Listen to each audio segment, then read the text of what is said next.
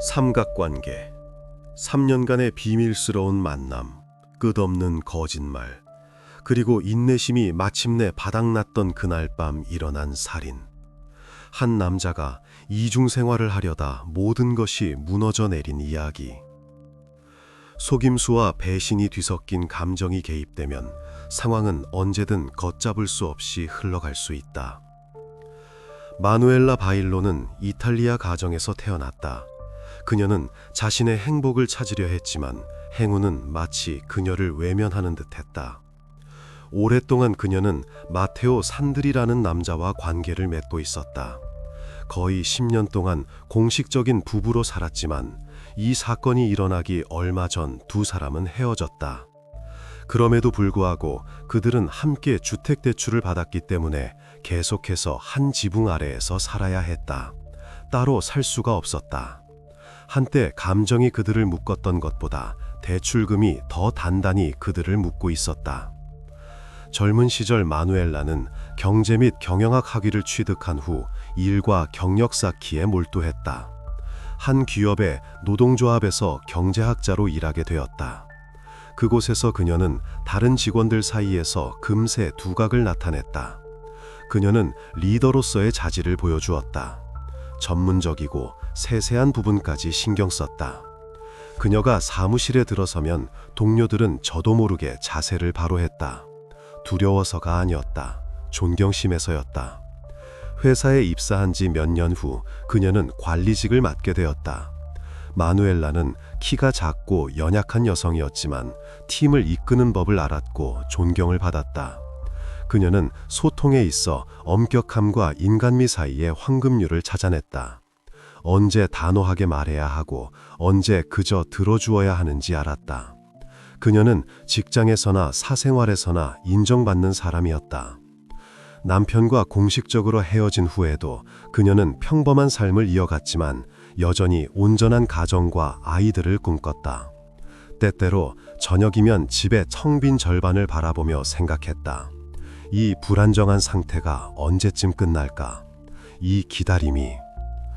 그녀의 삶에 파브리치오 파시니가 나타나면서 모든 것이 바뀌었다. 그는 마누엘라가 일하는 노동조합 본부에 채용되었다.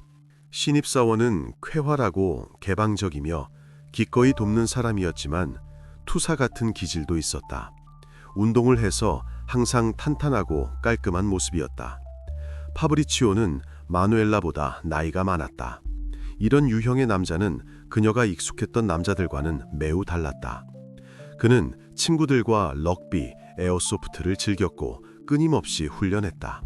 심지어 크레모나 근교에 있는 자신의 시골집을 친구들과 에어소프트를 할 수 있는 장소로 개조하기도 했다.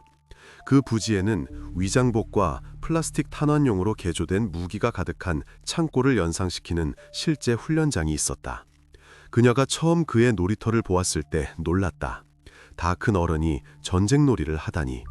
하지만 왠지 모르게 그 점이 마음에 들었다. 그 유치함, 그 에너지. 마누엘라와 마테오는 2015년에 헤어졌지만 그녀는 여전히 그와 함께 살고 있었고 아무런 육체적 관계도 없었다. 한때 관계를 회복해볼까 고민하기도 했다. 하지만 그녀의 세상에 파브리치오가 나타나자 그 생각은 완전히 사라졌다. 흥미롭게도 전 부부는 여전히 부부인 것처럼 대중 앞에서 행동했다. 거리에서 나란히 걷고 이웃과 인사를 나눴다. 아무도 눈치채지 못했다. 가장 가까운 친구들만이 실제 상황을 알고 있었다. 그들은 사생활의 세부 사항을 대중에게 드러내고 싶지 않았다. 실제로는 단지 그 집의 주택담보대출을 갚으려고 했을 뿐이다.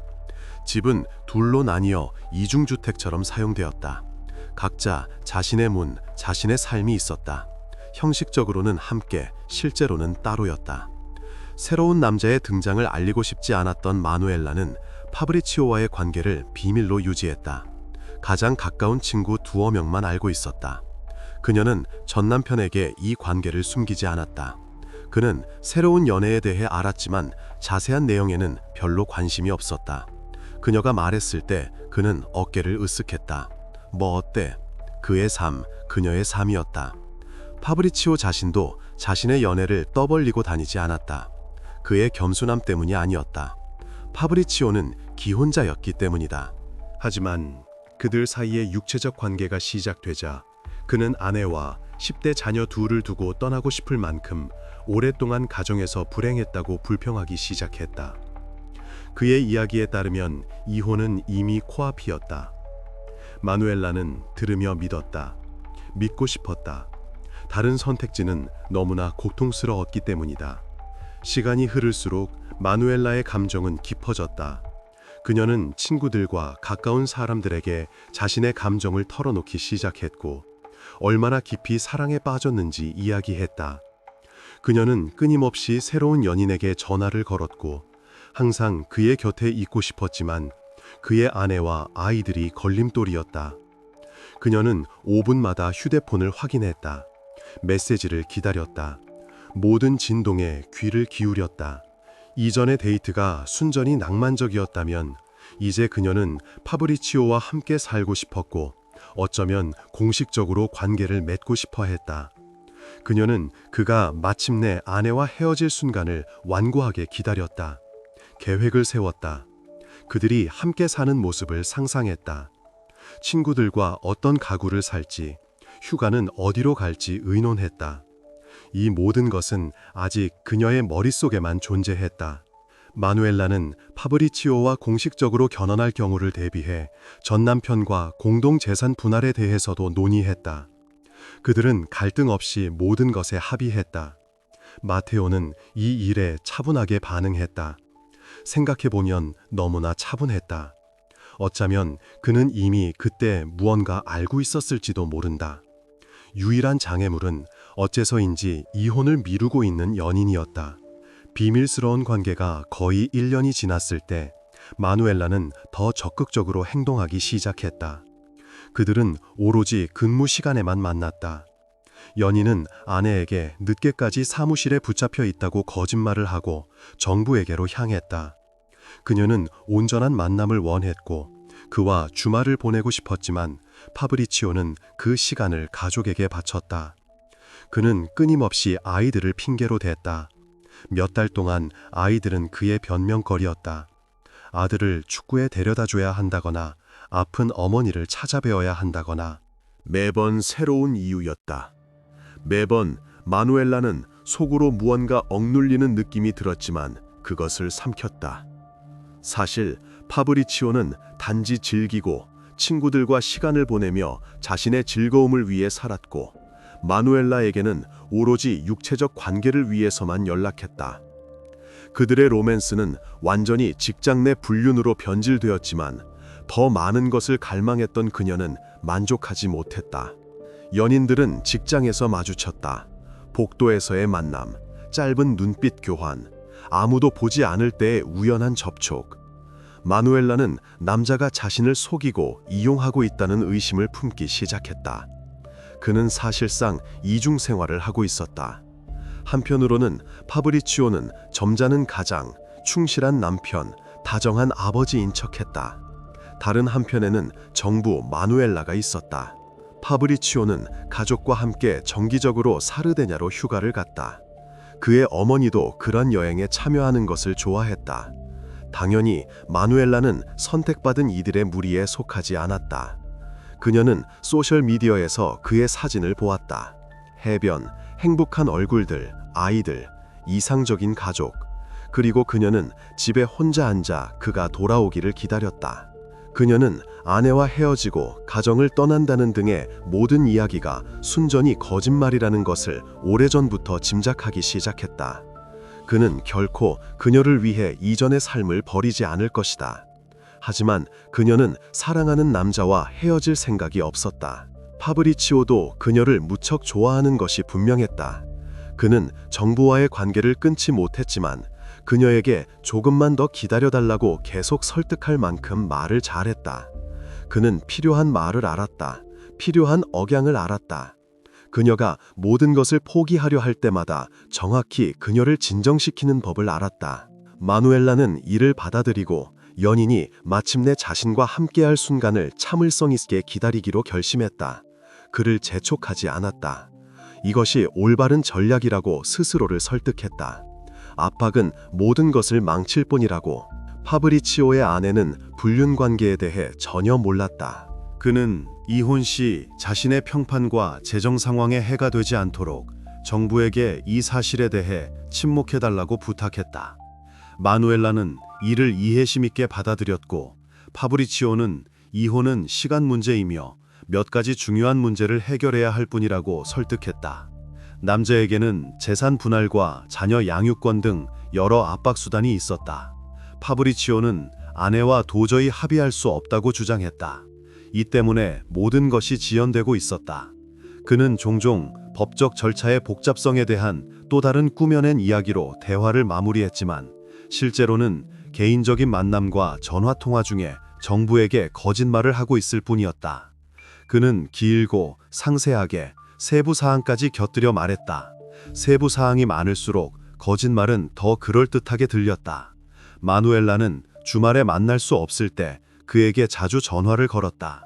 그는 정부를 찾아와 아내와의 관계는 끝났고 곧 함께할 것이라고 말했지만, 그것은 단지 그녀와 또 하룻밤을 보내기 위함이었다. 그는 그녀가 듣고 싶어하는 모든 말을 했다. 그리고는 아내가 있는 집으로 돌아갔다. 파브리치오는 아내에게도 계속 거짓말을 했다. 이 모든 것에는 비밀 유지가 필요했다. 속임수는 왜 그가 정부를 더 자주 만날 수 없는지를 설명하는 데 도움이 되었다. 그는 두 사람이 발각되지 않도록 영화관이나 레스토랑에서의 저녁 식사를 계속 거절했고, 명백한 이유로 한적한 장소에서의 만남에만 동의했다. 외곽의 호텔방, 어머니가 집에 없을 때의 별장, 텅 빈 주차장의 차 안. 하지만 그녀는 상황을 주도하고 모든 것을 스스로 해결하는 데 익숙한 여성이었다. 그녀는 점점 더 고집스러워졌다. 파브리치오의 거절은 그녀를 더욱 짜증나게 했다. 때로는 남자의 화려한 말솜씨만이 연인의 감정적 폭발을 통제하는 데 도움이 되었다. 하지만 그럴수록 점점 더 많은 노력이 필요했다. 침묵하고 견디고 연인의 그늘에서 기다리기로 동의했음에도 불구하고 그녀는 이 시기를 힘들게 겪었다. 마누엘라는 가까운 사람들에게 원하는 대로 사랑하는 사람과 함께할 수 없어서 점점 더 자주 운다고 털어놓았다. 아무도 보지 않는 밤에 울었다. 출근하기 전에 눈 밑에 마스카라 자국을 지웠다. 그녀는 심지어 모든 사람에게 마음을 열 수도 없었다. 파브리치오가 신뢰하는 친구들에게조차 연애 사실을 퍼뜨리지 말라고 설득했기 때문이다. 그녀는 그를 진심으로 사랑했기 때문에 이 주제에 대해 매우 조심스럽게 이야기했다. 그것도 단지 이해와 지지를 얻고 싶은 마음에서였다. 누군가와 이야기해야만 했다. 그렇지 않으면 미쳐버릴 것 같았다. 당연히 이것이 무한정 계속될 수는 없었다. 2017년 6월, 파브리치오에게 첫 번째 심각한 문제가 발생했다. 아내가 다른 여자와의 관계를 알게 된 것이다. 어떻게 알게 되었는지는 알려지지 않았다. 우연한 메시지였을 수도 있고 다른 사람의 조언이었을 수도 있다. 그녀는 너무 화가 나서 한바탕 소동을 벌였고, 그 후 남자는 어머니 집으로 이사해야 했다. 그는 그곳에서 열흘을 보낸 후 아내에게 사과하고 용서를 빌었고, 아내는 그를 받아들였다. 전형적인 이야기였다. 눈물, 약속, 용서. 편리한 순간이 찾아왔을 때조차도 남자는 아내와 이혼하고 아이들을 버릴 계획이 없었다. 마누엘라는 그가 어머니 집에서 산다는 것을 알고 이제 파브리치오가 빨리 이혼 절차를 밟을 것이라고 희망했다. 그녀는 흥분해서 그에게 전화했다. 앞으로 어떻게 될 것인지 물었다. 그는 즉시 상황을 이용하기로 결심하고 이혼 소송이 곧 시작될 것이라는 새로운 거짓말을 꾸며냈다. 이때까지 불륜 관계는 이미 3년 동안 이어져 왔지만 이 모든 것은 결코 일어나지 않을 운명이었다. 마누엘라는 자신이 파브리치오에게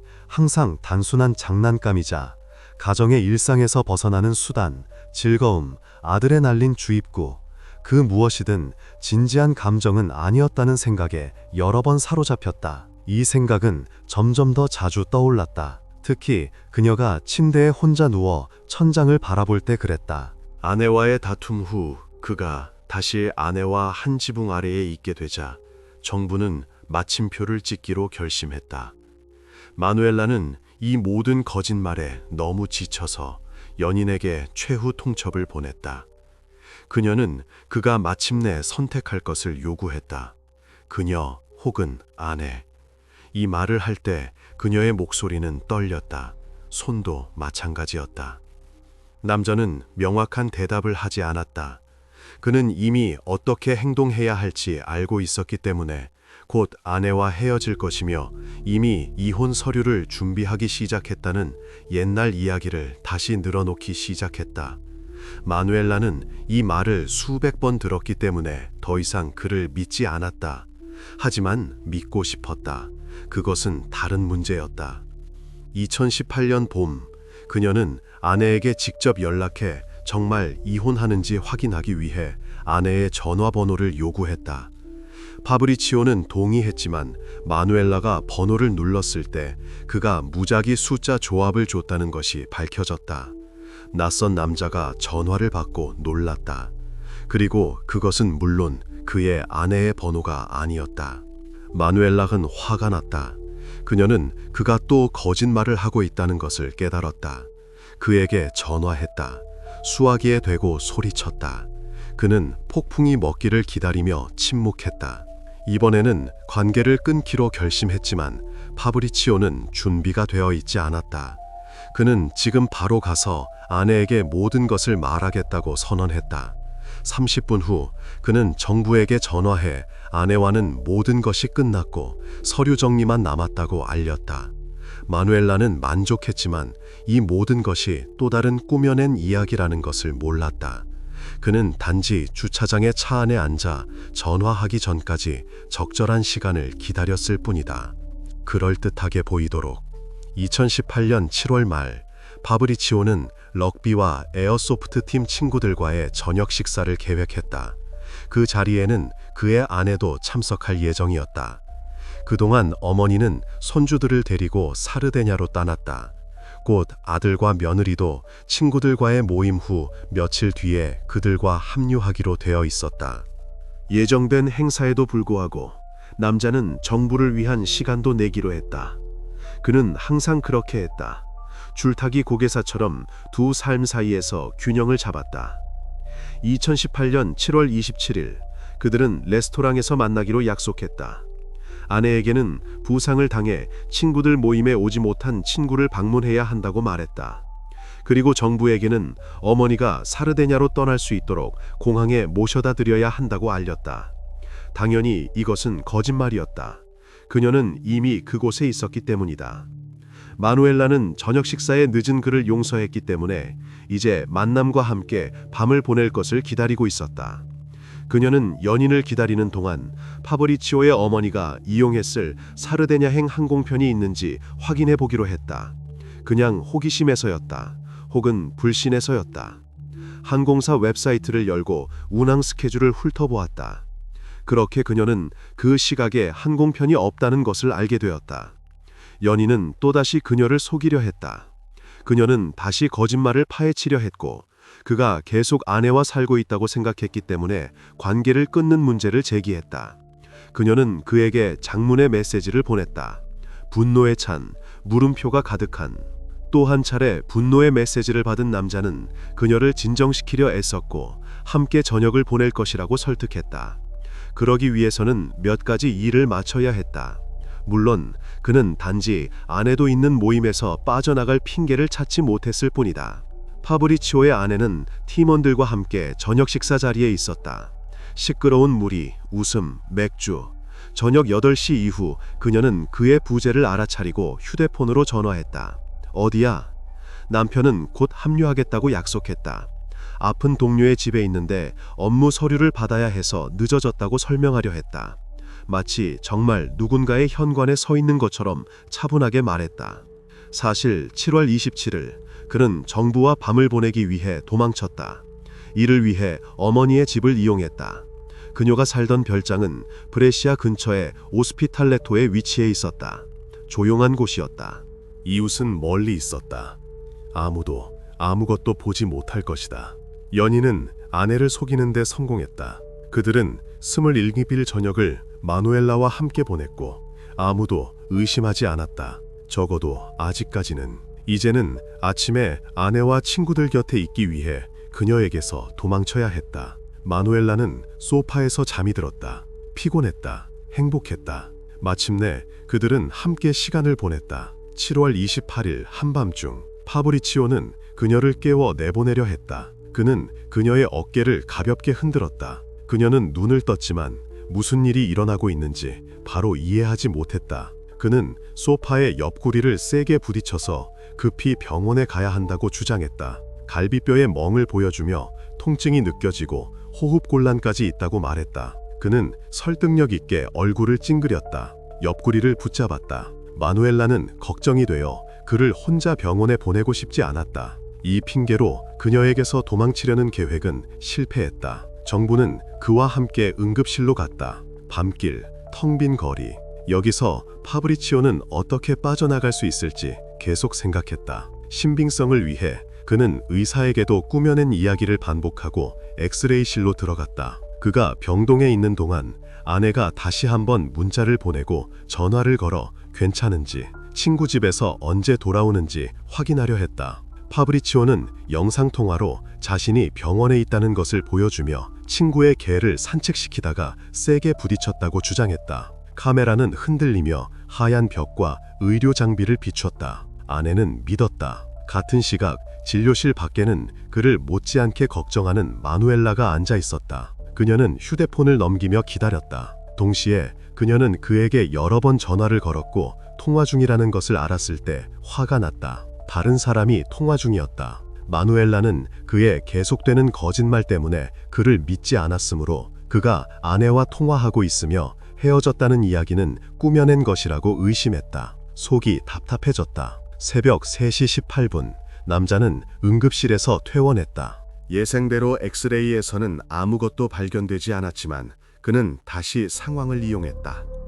그는 새벽 4시경 마누엘라와 함께 집으로 돌아왔다. 하늘은 이미 밝아오기 시작했다.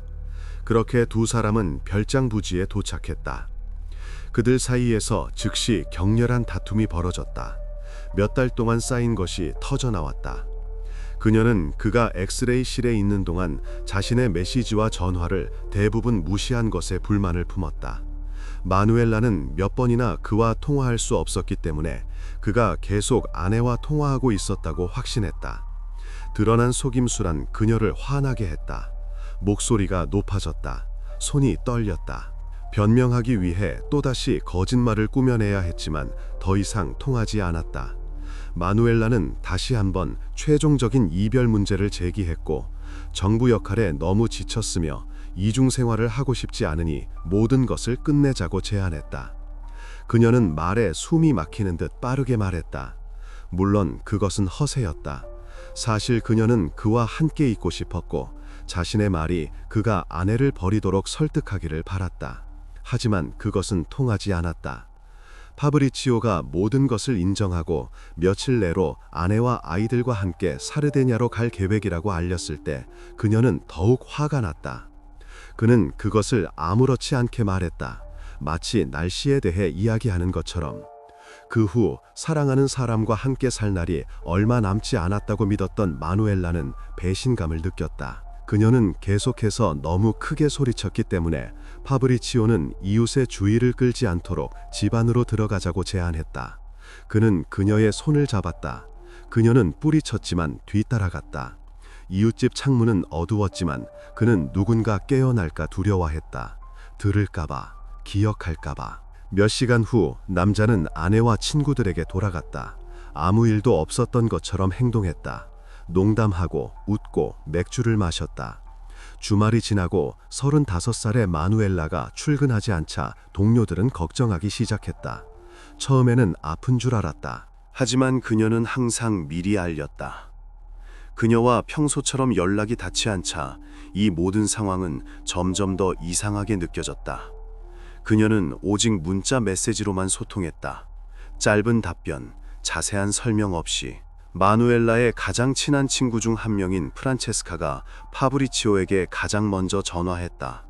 그녀는 삼각관계에 대해 알고 있었다. 그녀는 왜 마누엘라가 모두를 무시하고 이상하게 행동하는지에 대한 설명을 요구했다. 이 일은 그녀가 주말 내내 모습을 보이지 않은 화요일에 일어났다. 파브리치오는 지난 금요일 이후로 그녀를 보지 못했기 때문에 자세한 내용은 모른다고 주장했다. 걱정스러운 목소리로 말했다. 적절한 억양이었다. 그는 걱정하는 척하며 프란체스카에게 새로운 소식이 있으면 연락해달라고 부탁했다. 그리고는 전화를 끊고 한숨을 내쉬었다. 그 후 남자는 아내와 계속 시간을 보냈고 셀카까지 찍어 당시 할머니와 함께 사르데냐에 있던 아이들에게 보냈다. 카메라를 향해 미소 지었다. 아내를 껴안았다. 완벽한 그림이었다. 실종된 여성의 가족은 법 집행기관에 실종 신고를 했다. 그러나 그녀의 행방은 다음 몇 주 동안 미스터리로 남아 있었다. 그동안 경찰은 수사를 진행하며 실종 여성의 가까운 주변인들을 신문하고 그녀의 삶의 정황을 파악했다. 그렇게 그녀가 연루된 삼각관계가 알려졌고, 이는 파브리치오, 그의 아내, 그리고 마누엘라의 전 남편에 대한 심각한 의혹을 불러일으켰다. 형사들은 마테오와 대화했다. 남편 역시 마누엘라가 며칠째 집에 나타나지 않아 걱정하고 있었다. 그는 수사관들 맞은편에 앉아 초조하게 셔츠 끝을 만지작거렸다. 이야기의 주인공은 2018년 7월 28일 그녀의 집에 설치된 CCTV 카메라를 통해 추적할 수 있었다. 영상에는 그녀가 옷과 소지품이 든 가방을 싸서 저녁 5시경에 공동주택을 나서는 모습이 담겨 있었다. 움직임은 차분했다. 서두르는 기색이 없었다. 그녀는 다시는 이 집으로 돌아오지 않았다. 마누엘라는 3도어 회색 오펠 코르사 차량에 올라 브레시아 방향으로 향했다. 차량은 도시 지역을 수색하여 발견되었지만 추가적인 수색을 위한 단서는 전혀 제공하지 못했다. 차 안은 깨끗했다. 다툼의 흔적은 없었다. 마누엘라의 가까운 주변인 중 누구도 그녀에게 무슨 일이 일어났을지 짐작조차 하지 못했다. 그녀는 매우 책임감 있는 여성이었고 예고 없이 사라진 적이 없으며 자신의 일을 소중히 여겼다. 그녀는 친척 및 친구들과 긴밀한 관계를 유지하며 정기적으로 소통했다. 이례적인 행동은 우려를 낳았다. 이것은 그녀답지 않았다. 2018년 8월 2일 카라비니에리는 파브리치오 파시니와 처음으로 대화했다. 이것은 그가 사르데냐로 떠나기 직전에 일어났다. 남자는 마누엘라와 비밀스러운 관계가 있었다고 인정했지만 그들의 관계는 작년에 아내에게 발각된 후 이미 끝났다고 주장했다. 그의 말에 따르면 그는 실종된 그녀를 7월 27일 금요일에 마지막으로 보았는데 그들은 같은 기업에서 일했기 때문이다. 그들은 단지 동료로서 대화했을 뿐 그 이상은 아니었다. 그는 자신 있게 말했다. 눈을 똑바로 쳐다보았다. 그에 대한 의심은 있었지만 증거는 없었다. 경찰은 파브리치오를 풀어주고 수색을 계속했다. 마누엘라의 집에 설치된 CCTV 녹화 영상을 확인했다. 영상에는 지난 몇 달 동안 파브리치오가 그녀가 전 남편과 살던 집에 최소 몇 차례 방문한 것이 나타났다. 영상 속 차량은 동일했다. 번호판이 일치했다. 즉, 그가 연애를 끝내고 동료로서만 지냈다고 한 것은 명백한 거짓말이었다. 이렇게 거짓말을 하다가 붙잡힌 주요 용의자가 나타났다. 파브리치오는 아내와 함께 사르데냐로 떠나 어머니와 아이들과 재회했다. 그는 아직 자신이 카라비니에리의 주요 용의자가 된 것을 몰랐다. 그는 면밀히 감시당했고 휴가 중에도 증거 수집은 계속되었다. 전화 통화, 서신, 은행 거래 내역 등 모든 것을 확인했다. 한편 마누엘라의 가장 친한 친구 프란체스카와 그녀의 여동생 아리아나는 지역 TV에 출연했다. 그녀들은 기자회견을 열어 관심 있는 모든 사람에게 실종자 수색에 도움을 요청했다. 빨개진 눈으로 카메라 앞에 앉아 있었다. 프란체스카는 마누엘라의 사진을 손에 들고 있었다. 이 사건은 안드레아라는 이름의 지역신문 기자의 관심을 끌었다. 그는 파브리치오의 번호를 입수하여 연락하는 데까지 성공했다. 그는 새로운 세부 사항을 알아내길 바랐지만 경찰이 이미 알고 있는 것과 같은 이야기를 들었다. 이미 마누엘라의 실종, 삼각관계, 그리고 연인과 관련된 그녀의 삶의 다른 정황에 대한 소문이 돌고 있었다. 상황을 이용해 기자는 파브리치오에게 마누엘라의 죽음에 연루되었는지 직접 물었다. 전화기 저편에 잠시 정적이 흘렀다. 짧지만 눈에 띄는 정적이었다. 당연히 그는 이 모든 것을 부인했다. 목소리는 차분하고 절제되어 있었다. 한편 카라비니에리는 파브리치오와 마누엘라의 서신과 전화통화를 확인하며 주요 용의자의 말을 반박하는 증거를 점점 더 많이 찾아냈다. 메시지는 은밀하고 약속으로 가득했다. 이를 통해 연인들이 계속해서 서신을 주고받았음을 확인했고 남자가 거짓말을 하고 있다는 확신만 더해졌다. 그들의 로맨스는 계속되고 있었다. 이 정보는 가족여행 중에 공개되었다. 그의 아내는 다시 한번 불륜 관계에 대해 의문을 품었지만 남편은 여전히 거짓말을 했다. 그녀의 눈을 보며 거짓말했다. 8월 20일 파브리치오는 아내, 아이들, 어머니와 함께 사르데냐에서 돌아왔다. 햇볕에 그을리고 휴식을 취한 모습이었다. 가장 먼저 그를 맞이한 것은 수집된 모든 정보를 공개한 카라비니엘이었다. 그들은 공항 출구에 서 있었다. 마침내 여전히 아무것도 모르고 있던 아내는 그가 사실 마누엘라와 헤어지지 않았다는 것을 깨달았다. 얼굴이 하얗게 질렸다. 그러나 아내는 이 모든 것을 말할 틈도 없이 의심스러운 남자는 경찰차에 태워져 신문을 위해 경찰서로 연행되었다. 아이들은 말없이 지켜보았다. 무슨 일이 일어나고 있는지 이해하지 못했다. 몇 시간의 긴장된 대화 끝에 남자는 무너졌다. 그는 살인을 자백했지만 우연히 일어난 일이라고 주장했다. 그는 고개를 숙였다. 조용히 말하기 시작했다. 파브리치오는 경찰을 정부의 시신을 버린 곳으로 안내했다. 비포장 도로를 따라 한참을 달렸다. 이때쯤 마누엘라의 시신은 심하게 부패한 상태였다. 그녀의 신원은 오른손 손가락 중 하나에 있는 작은 검은 심장 모양의 문신 덕분에 확인할 수 있었다. 신원 확인을 위해 간 그녀의 여동생이 그녀를 알아보았다. 그 심장을 보자 비명을 질렀다. 무릎을 꿇었다. 자백에도 불구하고 파브리치오는 이것이 고의적인 살인이었음을 부인하며 모든 것을 우연한 상황의 연속으로 돌리려 했다. 처음에는 심지어 마누엘라가 다툼 중에 계단에서 우연히 발을 헛디뎌 넘어졌다고 이야기했다. 그러나 이 버전은 즉시 설득력이 없어 보였다. 계단에서는 혈흔 한 점, 추락의 흔적도 발견되지 않았다. 또한 부검 결과 추락 시 특징적인 부상은 나타나지 않았다. 부패 정도에도 불구하고 마누엘라에게 치명적이었던 것은 목에 가해진 칼에 의한 상처임이 분명했다. 깊은 2개의 자상이었다. 카라비니에리가 수집한 데이터는 사건을 재무성하는 데 도움이 되었다. CCTV 영상 분석이 큰 기여를 했다. 그 운명적인 밤, 의료센터 방문 후 다툼이 시작되었다. 주의를 끌지 않기 위해 파브리치오는 집 안으로 들어가자고 제안했다. 연인들이 차고 안으로 들어가자마자 그녀는 더욱 심하게 화를 내기 시작했다. 소리 질렀다. 파브리치오는 그녀를 진정시키려 했지만 실패했다. 그녀는 듣지 않았다. 어느 순간 그는 몇 가지 모욕적인 말을 듣고 자제력을 잃었다. 그녀가 정확히 무슨 말을 했는지는 알려지지 않았다. 하지만 그것으로 충분했다.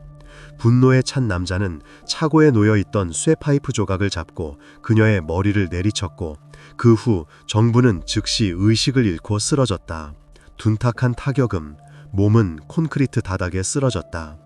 파브리치오는 더욱 당황했지만 그녀를 돕는 대신 차고 작업대에 있던 칼을 집어들어 그녀의 목을 2번 그었다. 동작은 빠르고 단호했다. 바닥에는 피 웅덩이가 퍼져나갔고 점점 더 커졌다. 밤의 빛 속에서 어둡고 거의 검은색이었다. 파브리치오는 시신을 처리해야 한다는 것을 깨달았고 그래서 살인자는 가장 먼저 연약한 마누엘라를 큰 쓰레기 봉투에 싸서 접착 테이프로 감쌌다.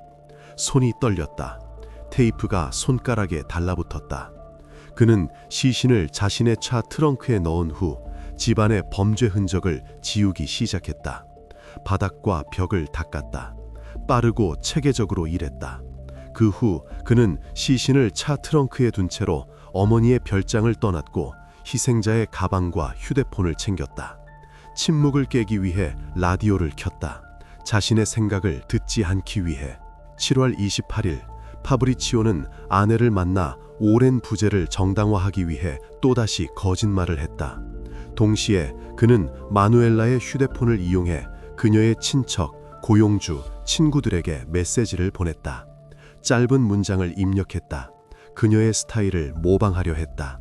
그는 여전히 시신을 가장 안전하게 처리할 방법을 생각하고 있었다. 남자는 아무도 찾지 못할 안전한 장소를 찾아 봉지를 버릴 계획이었다. 그는 마누엘라의 동료들에게 그녀가 열이 나서 며칠 집에서 쉬어야 한다고 알리며 어떻게든 시간을 끌려 했다. 동료들에게는 이 방법이 통했지만 희생자의 가족은 그녀에게서 오는 메시지가 어딘가 이상하다는 것을 즉시 알아차렸다. 사용하는 단어가 달랐다. 억양이 달랐다. 그들은 전화로 그녀와 연락해 목소리를 듣고자 했다. 당연히 그들의 시도는 무시되었다. 7월 30일 파브리치오는 에어소프트 게임에 사용하던 위장복을 입었다. 거울에 비친 자신을 보았다. 얼굴은 평온했다. 그는 마침내 어머니의 별장에서 정부의 시신을 꺼내 크레모나의 시골 지역으로 향했다. 이곳에는 그가 정기적으로 팀과 함께 게임을 하고 훈련하던 그 농가주택이 있었다. 한때 그가 행복했던 곳이었다. 남자는 시신이 담긴 비닐봉지를 오물 구덩이에 버린 후 지난 며칠간 사용했던 마누엘라의 휴대폰을 끄고 역시 버렸다. 몇 초간 서 있었다. 정적. 오직 나무 사이를 스치는 바람 소리뿐. 이후 며칠 동안 그는 유해가 발견되지 않았고 발견될 수 없다는 것을 확인하기 위해 이 장소에 다시 한번 찾아왔을 것이다. 확인했다. 귀를 기울였다. 누군가 우연히 발견할까봐 두려워했다.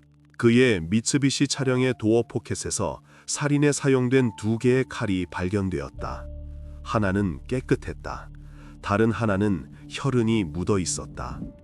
이것은 재판에서 그의 유죄를 입증하는 또 다른 설득력 있는 증거가 되었다. 마누엘라 바일로 살인 사건에 대한 재판은 약식 절차로 진행되었다. 검사는 최고형인 30년을 구형했다. 그러나 재판 결과 48세의 파브리치오 파시니는 16년의 징역형을 선고받았다. 그는 선고가 낭독될 때 미동도 없이 앉아 있었다. 움찔하지도 않았다. 울지도 않았다. 흥미롭게도 형사들은 살인의 정확한 동기를 밝혀내지 못했다. 범인 자신은 분노 속에서 우연히 저지른 일이라고 주장했다. 그러나 그의 불륜 관계의 전말을 잘 아는 모든 사람은 파브리치오가 단지 거짓말로 스스로 함정에 빠졌다고 믿었다. 3년간의 속임수의 거미줄, 거기에는 출구가 없었다. 모든 것을 끝낼 단 하나의 방법만 있었을 뿐이다. 그가 끝내 헤어지지 않았던 아내는 스스로 이혼 소송을 제기했다. 그의 관계 지속과 살인 사실을 알게 된 그녀는 재산과 위자료를 받아냈고 아들들이 최소한 성인이 될 때까지 만날 수 없도록 했다. 아내도 아이들도 교도소에 있는 그를 면회하지 않는다. 그는 편지를 쓴다. 편지들은 개봉되지 않은 채 반송된다.